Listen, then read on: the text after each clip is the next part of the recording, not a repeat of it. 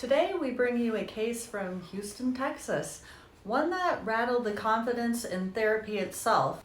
A practicing psychologist, Dr.LKyleMancuso, crossed professional boundaries so severely that his behavior landed him in criminal court. What began as therapy ended with harassment, stalking, and eventually jail time. This is the story of how trust was broken and what happened when the law stepped in.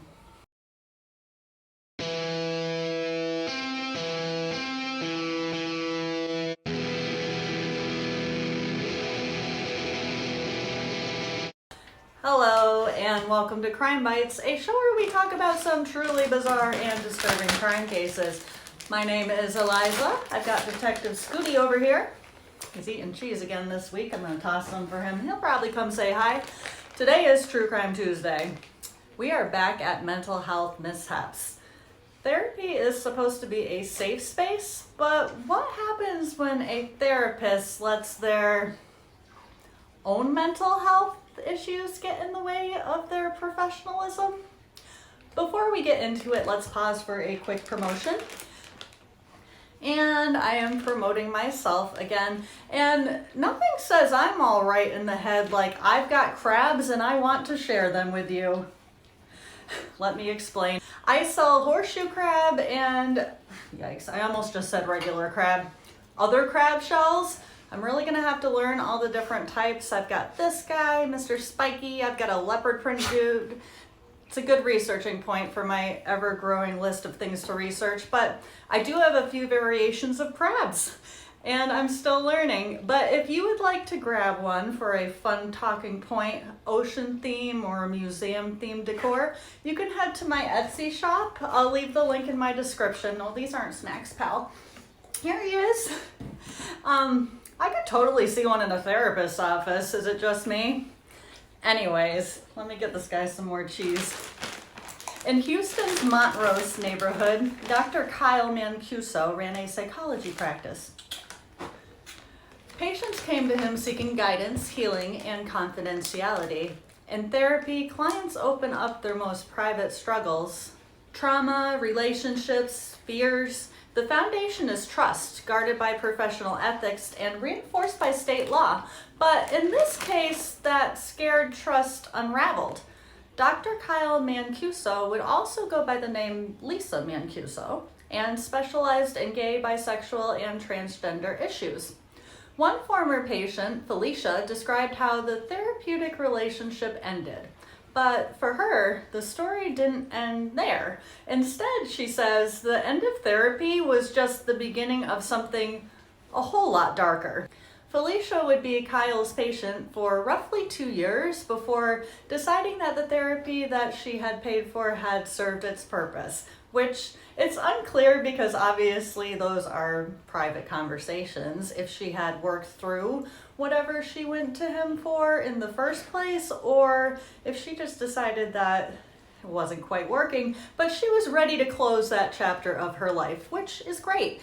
But after their sessions ended, Kyle began to contact her outside of therapy and started with phone calls and voicemails early in the morning, odd hours at night, messages that were unsettling, invasive, and frankly unwanted. It seemed that Kyle, the therapist, wasn't ready for this chapter in his life to close. He had developed some sort of romantic fixation on her, and he was letting it override his professional boundaries, and it would continue to escalate. Her neighbors would report seeing him parked outside of her apartment, circling her block in his car, which, can you even imagine? But then came something even more bizarre. A package would arrive at her workplace, and inside she found pages written in crayon, in rhyme, and strange verses that alluded to private details that only she had shared with him in therapy. Felicia was rattled. Therapy was supposed to be a safe space, and now the very information she had trusted to her psychologist was being turned into unsettling messages that showed up at her job. Her therapist had effectively become her stalker, and the behavior continued to escalate. Kyle appeared at her workplace in person. Neighbors and coworkers had become aware that something was wrong. The sense of safety that therapy was supposed to build had been twisted into this disgusting fear. For Felicia, this wasn't just uncomfortable, it became frightening. The harassment seemed relentless. The voicemails, the package, the personal appearances, altogether they would paint a picture of someone who could not or would not respect professional boundaries. Prosecutors later argued that Kyle had weaponized what he knew, the vulnerabilities, even the routines, the trauma history of his client.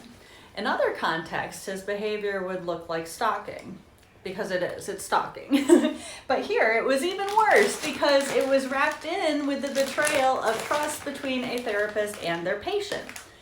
By 2015, Felicia had had enough. She documented the behavior, the calls, the sightings, the package, and went to the police. Sir.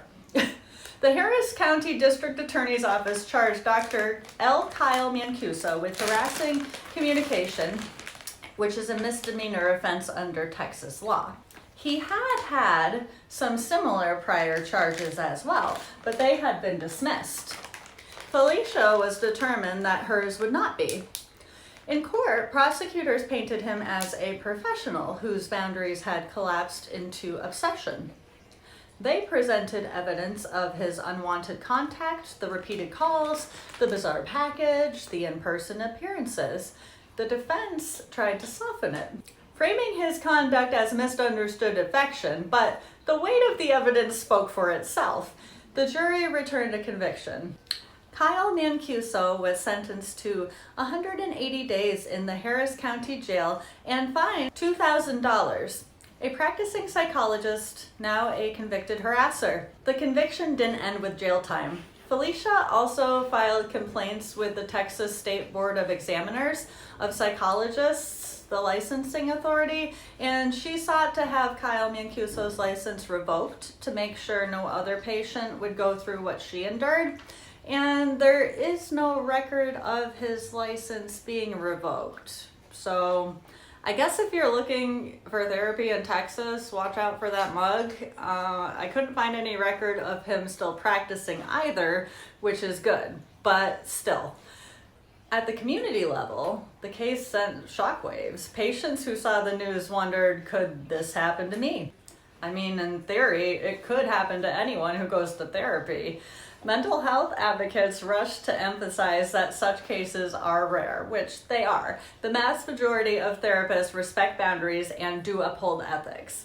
But the damage to public trust was already done. For Felicia, what was meant to be a process of healing had turned into a nightmare that she needed to heal from.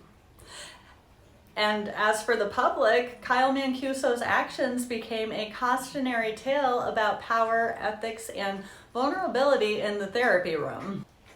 Therapy is about trust, and when a therapist crosses the line, the betrayal cuts deeper than most relationships. A therapist is privy to a person's trauma, history, daily routines, and vulnerabilities, which makes that type of betrayal that much worse. A patient is left not only with fear of the therapist, but with a shaken confidence in the mental health system itself. Cases like Kyle Mancuso's highlight the importance of clear professional boundaries, robust oversight, and swift accountability when these boundaries are breached. Dr.LKyleMancuso's case reminds us of a simple truth. Trust is fragile. When a therapist breaks that trust, it reverberates far beyond two people. It shakes a system built on vulnerability, safety, and healing. But it also reminds us that accountability is possible through the courts, through licensing boards, and through the courage of patients who do speak up. I'm not talking about you, Kendra. It's never easy, but it is worth it, and speaking up is important to prevent other people from suffering as well.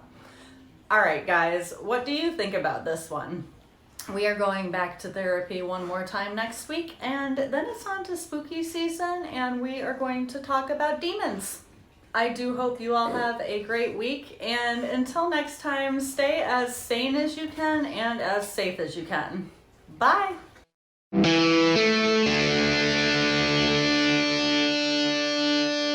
you.